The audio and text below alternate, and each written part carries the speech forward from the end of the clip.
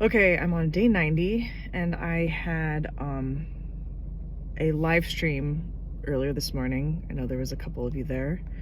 I decided that like I'm gonna try to every 30 days, I think is what I said, to live stream meditation. So if you want to join me, that would be cool. And then I just had therapy. Tuesdays are my therapy day. And I'm parked in some random lot. I don't even know if I'm allowed to be here to talk to you. Anyways, so something I was kind of talking about in therapy and just something I feel like I'm noticing and feeling a little bit more of.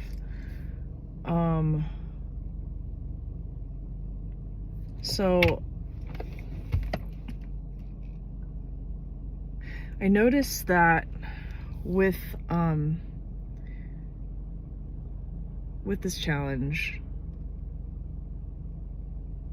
I'm starting to look at, and it's something I've kind of done in general in my life, but it's becoming more obvious, where I'm looking at challenges or hardships in general as opportunities, and really finding the blessings in them.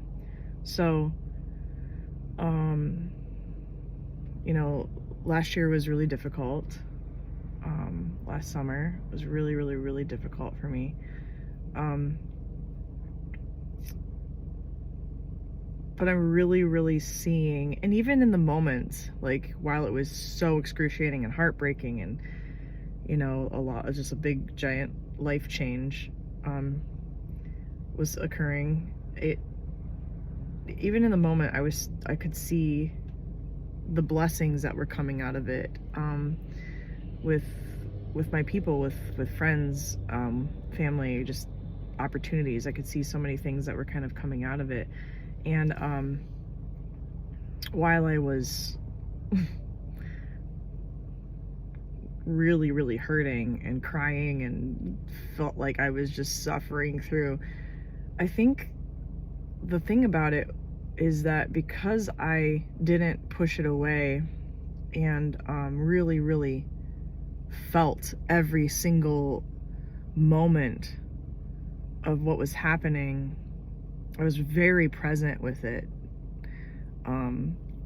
I think I was really able to see the beautiful things that were coming out of it, and that were just in the moment of them. Like there was one moment where I remember I was just so grief-stricken and sobbing, and I had to play a show, and I was practicing, and I was just really, really like just beside myself and doing a song that was really difficult, that was kind of triggering the moment even more. And I know that we as a band, we talked like, should I continue to do these certain songs?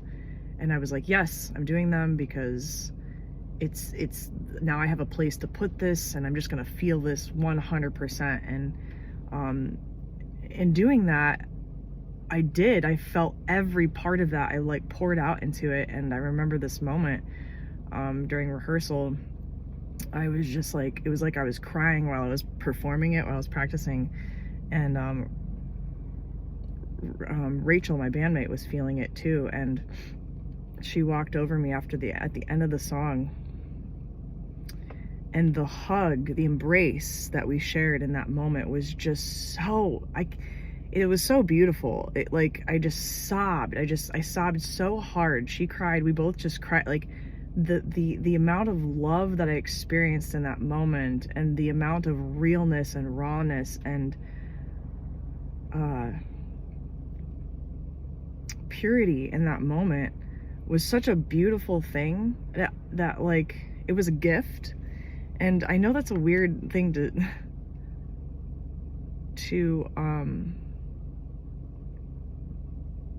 think about, I guess,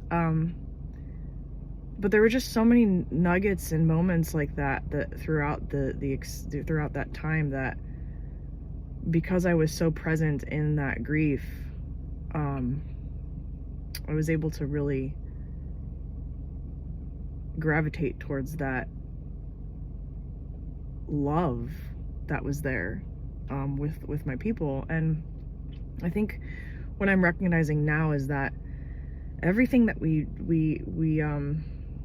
come across that's a challenge, or that makes us uncomfortable, or that we see as an annoyance or a nuisance, I think if we can kind of step back and feel what we're feeling, and not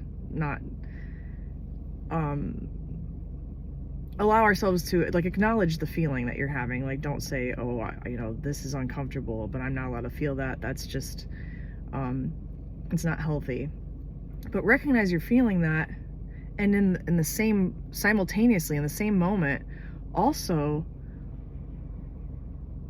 look at what opportunities could be surrounding that same challenge or that same uncomfortable experience, because they're always there.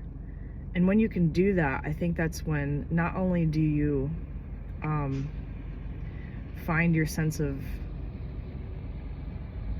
power, I don't even know if power is the right word, your sense of truth, your sense of self,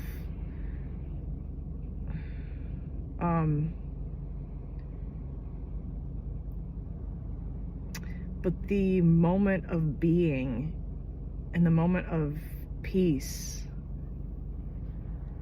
and love in that, and within there, is just, it surpasses any amount of suffering, really.